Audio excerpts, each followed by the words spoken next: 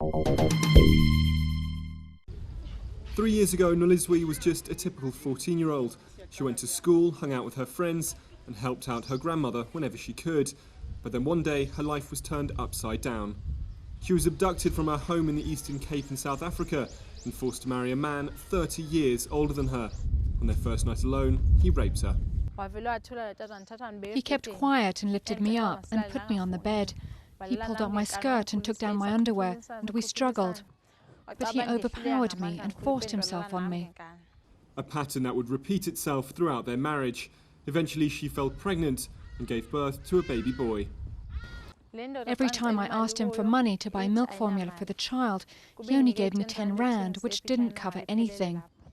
Nolizwe is one of the lucky ones. She managed to escape and ended up here at this women's refuge centre deep in the Eastern Cape countryside, where she's safe.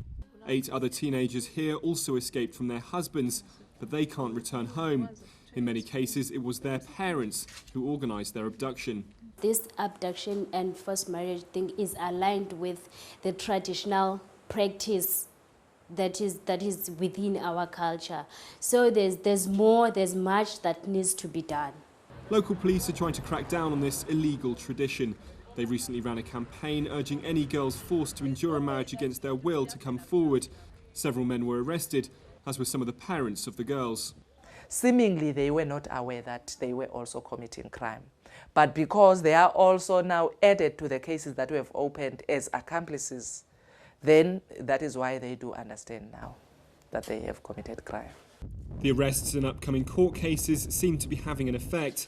Police say the number of abductions has dropped dramatically since the campaign started, but they admit there may still be many girls out there who live their lives in fear.